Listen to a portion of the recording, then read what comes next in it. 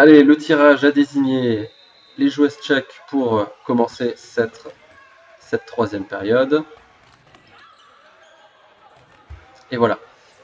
Malgré le gel qu'elles ont subi, elles étaient mieux placées, le gel était un petit peu plus lent et elles s'en sont bien sorties. Canadiennes qui continuent de geler implacablement. Et même si parfois elles font quelques fautes d'appellation, de manque à contact ou de marché, ce jeu leur réussit très très bien. Cette fois, de bonne lecture pour une des premières fois du match de la part des Tchèques en défense. Et ce qu'on veut voir surtout, c'est voilà, mettre de la difficulté, mettre en danger la défense canadienne. Ça vient petit à petit. Ah, voilà, c'est très bien. Alors, un petit souci au niveau de l'appellation. Qui était appelé? J'ai cru entendre bleu, mais en tout cas, une coréenne, après la première réception donc, de la Tchèque, est venue également essayer de récupérer ce ballon. Donc, reprise de jeu. Ça ne fait pas les affaires des Tchèques, puisque voilà, elles étaient plutôt en contrôle du ballon et elles vont subir un extérieur. Alors, on a eu par contre là, tout de suite, là sur la gauche de votre écran, une joueuse tchèque qui semblerait-il s'est blessée. Alors, je n'ai pas vu de contact, donc j'espère que ce n'est rien de grave. Il semblerait pourtant que ce soit relativement douloureux et qu'elle ne puisse plus marcher. Elle s'écroule sur le bord du terrain. Euh, Probablement un claquage ou une entorse sur un mauvais contact. En tout cas, il est fort probable que cette joueuse soit remplacée. J'espère pour elle qu'elle pourra s'en remettre pour le reste de la compétition. Il reste encore beaucoup de chemin à parcourir pour les Tchèques dans cette compétition.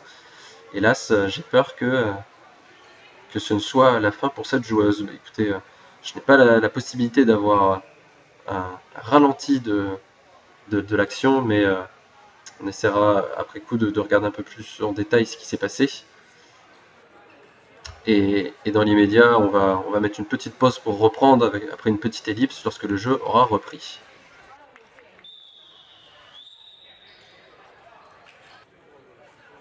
On est de retour après ce temps mort dû à une blessure d'une joueuse tchèque. Plutôt intelligemment fait là de la part des Tchèques, cette petite balle. Hésitation de la part des Canadiennes pour savoir s'il y avait déjà 3 contacts ou non. Alors par contre, il y a un souci. Je pense qu'il y a un souci au niveau des points.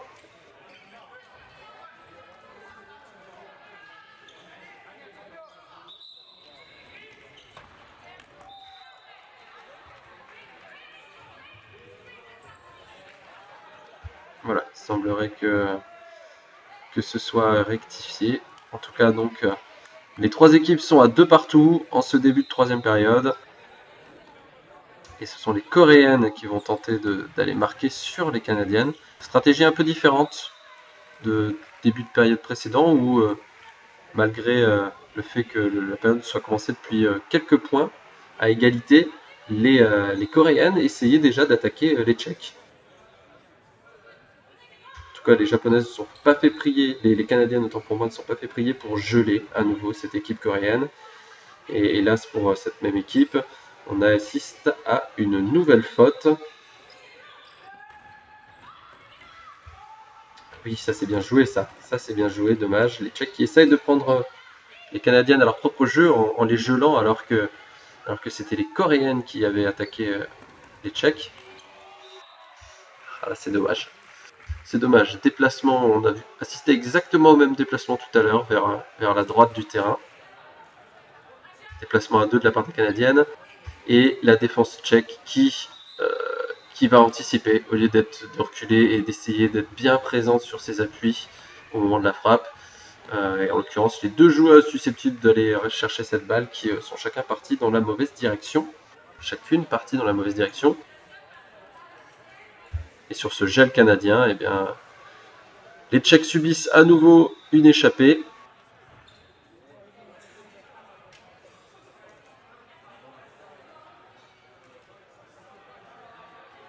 Et il semblerait qu'on ait un temps mort arbitre.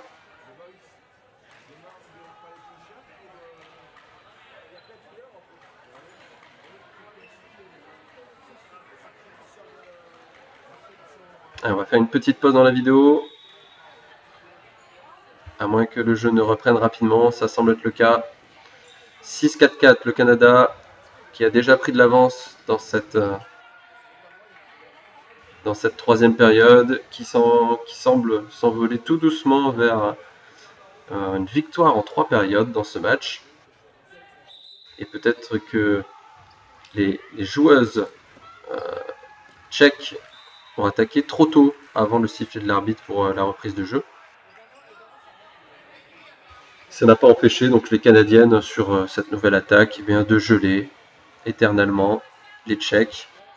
On est presque un peu déçu de ne voir que du gel de la part des Canadiennes. Alors, on a bien compris qu'elles maîtrisaient parfaitement le gel. On aimerait voir un peu plus de technique, de feinte. Et on aimerait surtout que les Tchèques notamment puissent récupérer le ballon, le défendre et revenir au centre pour mettre davantage en difficulté les Canadiennes. Allez, on va peut-être assister à une belle offensive coréenne. Les joueuses du Canada sont très très proches du ballon.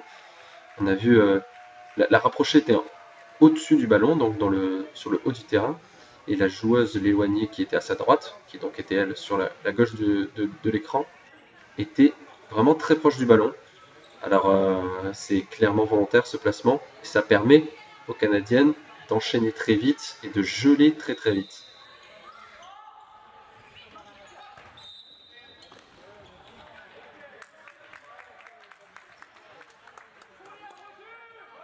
Il semblerait qu'il y ait eu une défensive illégale de la part du Canada. Est-ce la rapprocher? Est-ce l'éloigner du haut de l'écran qui était trop proche du coup du ballon suite au déplacement? En tout cas, défensive illégale, toujours bon à prendre pour les Coréennes. Les Canadiennes qui enchaînent tranquillement et qui vont marquer ce point sur la République tchèque. Oh là là, c'est vraiment une période très hachée. Alors il y a eu des temps morts, il y a eu des arrêts de jeu, des blessures, mais là on est vraiment sur une période hachée avec soit des gels du Canada, soit des fautes effectuées par les différentes équipes.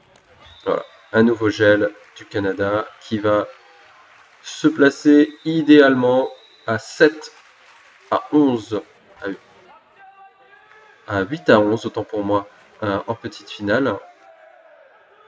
Donc le score était de 6, 8, 10 et les Canadiennes ont choisi de sortir les Tchèques qui avaient 6 points. Donc c'est assez rare ce genre de situation. Je ne vais pas dire surprenant puisque bon, clairement elles considèrent que les Tchèques même à 6 points sont plus dangereuses que les Coréennes à 8. Ça reste compréhensible. Toutefois, voilà, il faut déjà avoir la lucidité d'esprit de faire ce choix. C'est assez surprenant. Et donc vraiment les Canadiennes qui déroulent. Hein. Nouvelle échappée.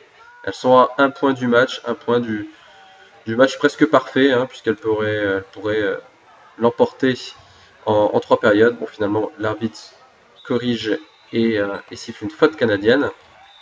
Ce n'est que partie remise. On est donc maintenant à 12-10 pour le Canada.